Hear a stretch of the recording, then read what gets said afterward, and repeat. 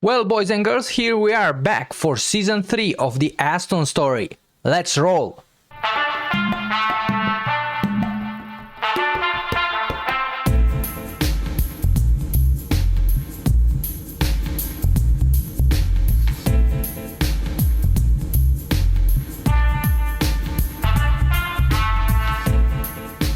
The start of the season has been nothing short of extraordinary for us. After making a great acquisition period, a great transfer window, we will get more into that. But for the start, you can see that we are second in the Premier League next to Liverpool only, but we have one match less than Liverpool after 11 games.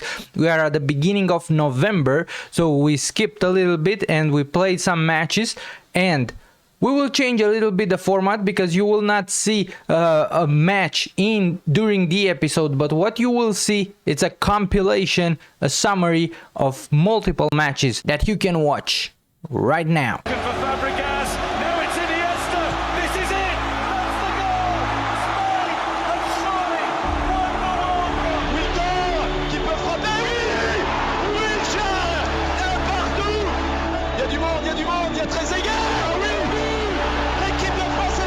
There's a long ball through and oh my God, an insane goal! I've just seen the most insane goal I have ever seen on a football pitch. Incredible Zlatan Ibrahimovic. Robin, whose legs are fresh, Ramos' his arms. Robin's trying to go around him. Still a chance for Ian Robin. It's Magnificent. moves inside Ronaldo.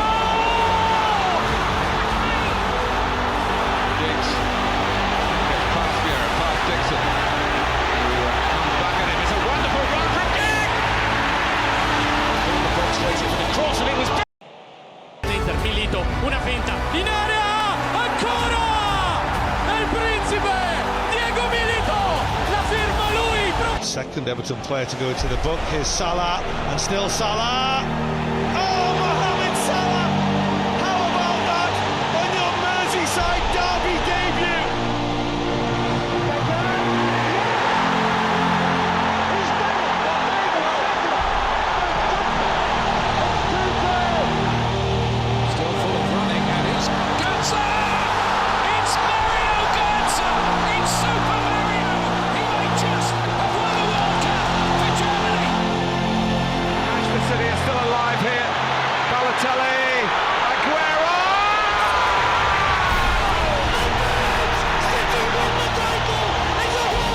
So that was pretty much what happened during the season. We started with a draw against Newcastle, as you already saw.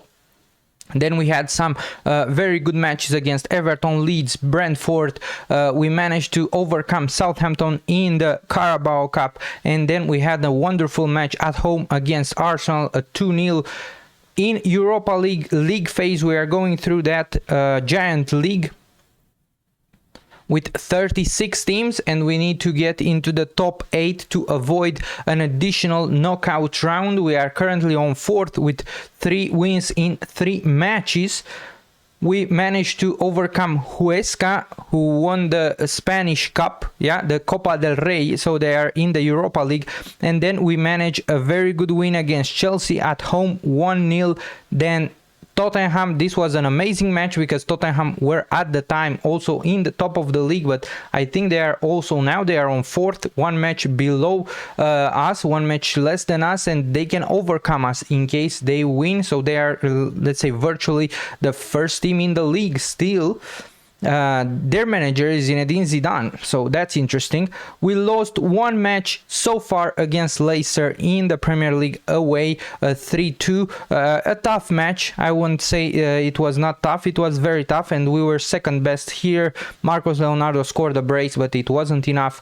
Then we managed to overcome Legia and PAOK Salonic in the Europa League. We managed to win against Wolves, and last but not least, the most recent match was against Rotterdam in the Carabao Cup 4th round. So we are going to the Carabao Cup quarterfinal where we are playing West Brom, so we had a little bit of luck in the draw. We're playing probably the least favorite team in this 8 and the only one that is coming from Championship.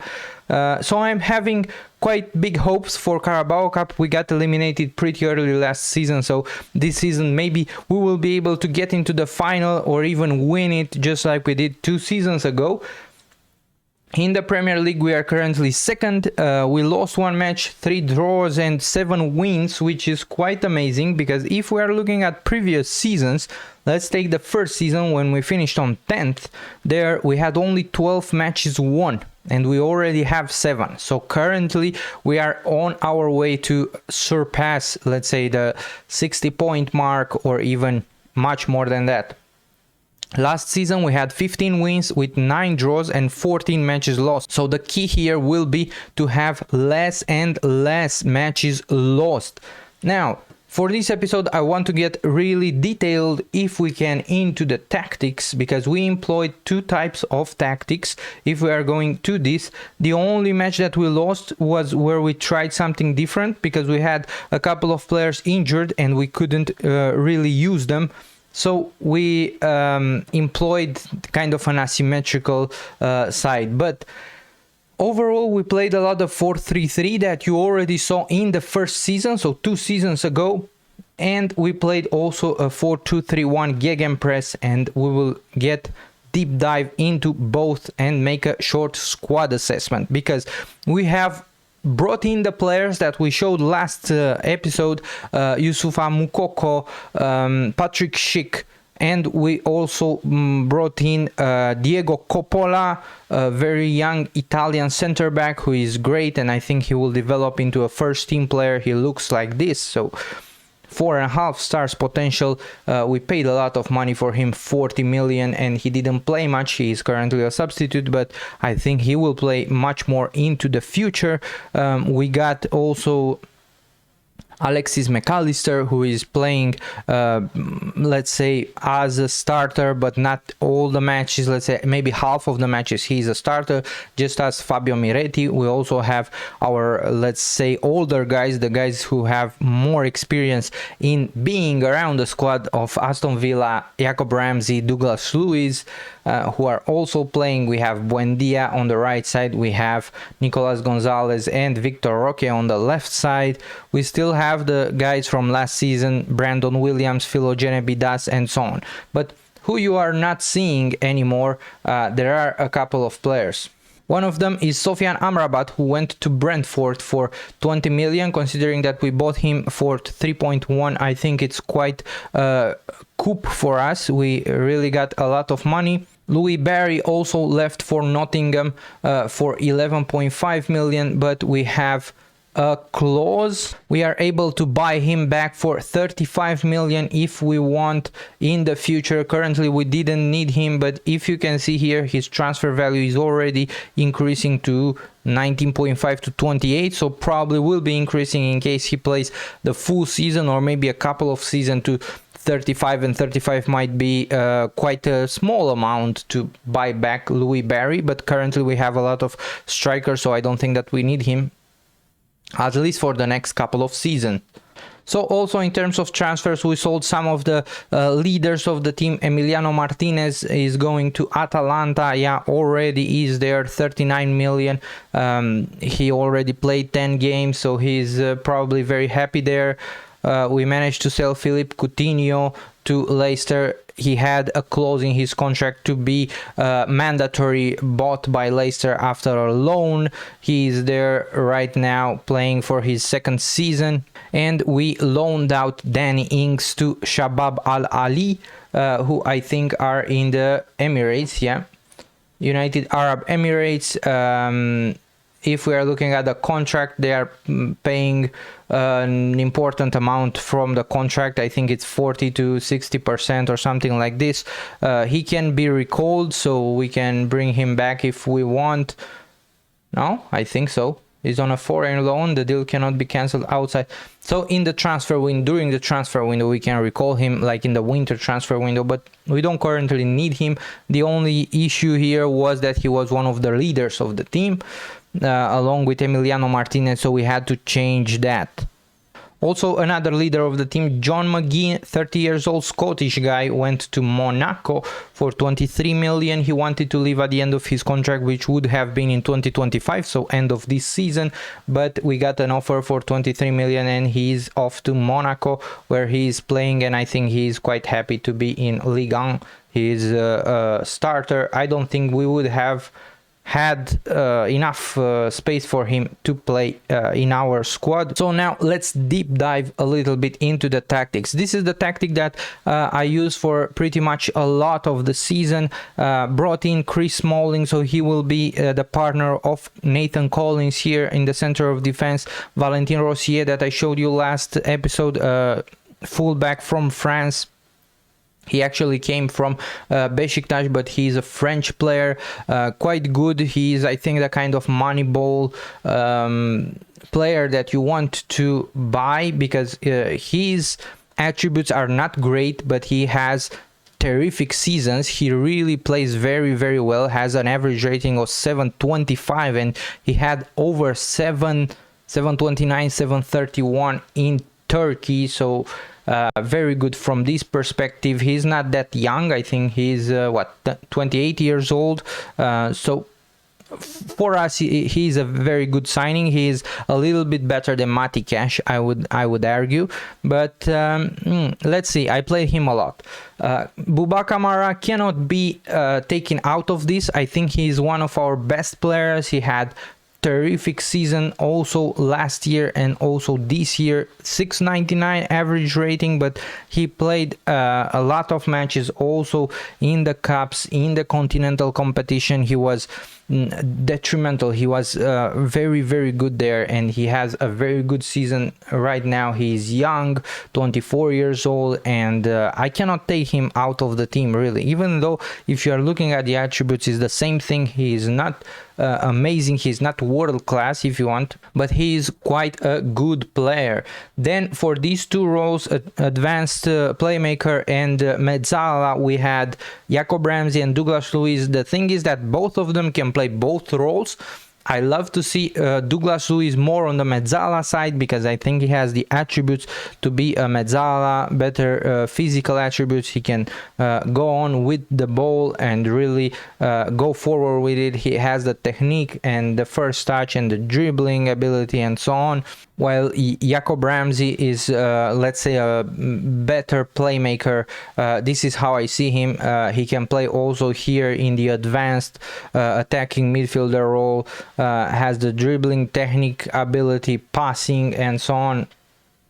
So we like to play them like this. This is how they played for most of the season in Aston Villa. Fabio Miretti, of course, coming in here as a mezzala. Miretti is very versatile. He can play in any of these three roles, even in the defensive midfielder area. Florian Neuhaus is still our main backup for Bouba Kamara here in the defensive midfield area, and Alexis McAllister has played also a lot, because you can imagine most of the games we are not going with the exact same 11. We are changing things, especially that we had so many matches in the cups, Carabao Cup and then Europa League league phase. And in the attack we had a very bad injury. Patrick Schick, that we brought in for 80 million, has a lower leg broken, so he will be out for 4 to 6 months. We are now at the beginning of November, so we will probably see him back, let's say the earliest beginning of March. So we may get another couple of months or maybe 3 months if we are lucky out of him. Hopefully he will not get injured. The issue is that he had also an injury last season, but it was only 2 months, and I don't know. I haven't thought about this as being an issue.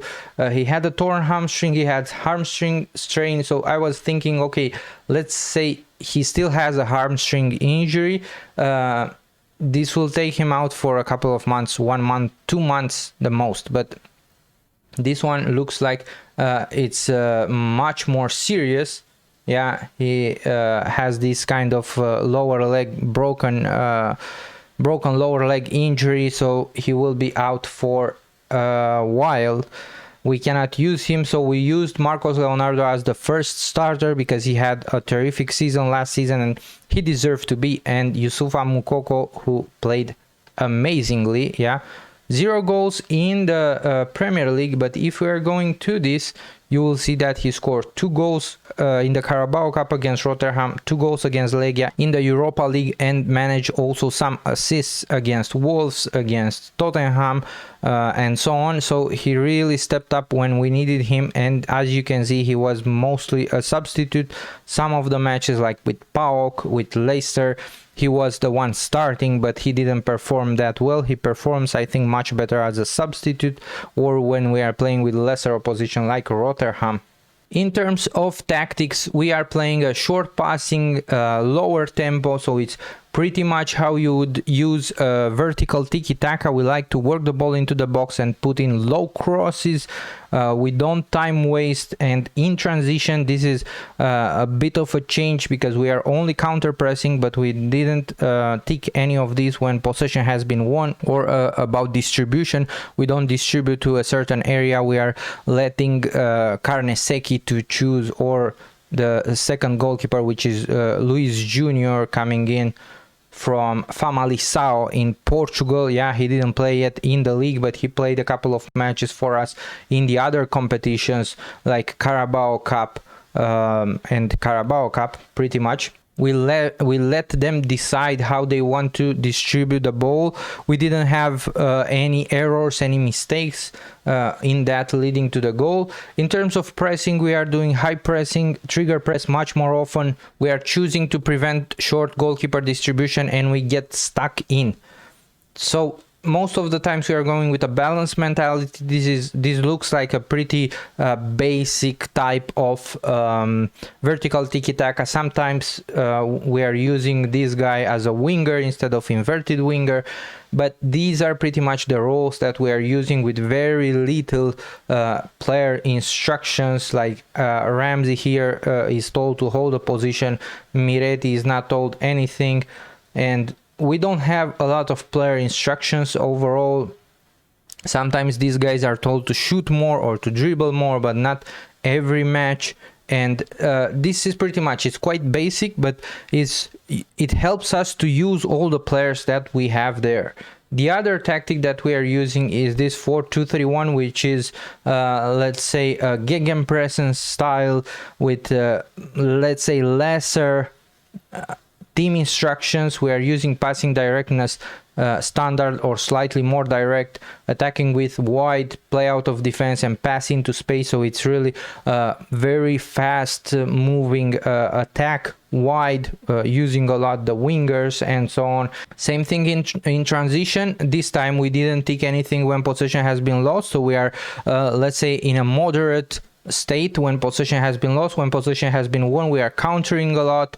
This means that we are doing the pressing, but when we are looking at the out of possession, we are not doing a high press, we are doing the mid block, but triggering much more often. This can also be used with cautious because you have the much more often, so your players will trigger press when the opponents have the ball and they are kind of near, in 2-3 meters they will go and they will trigger the press.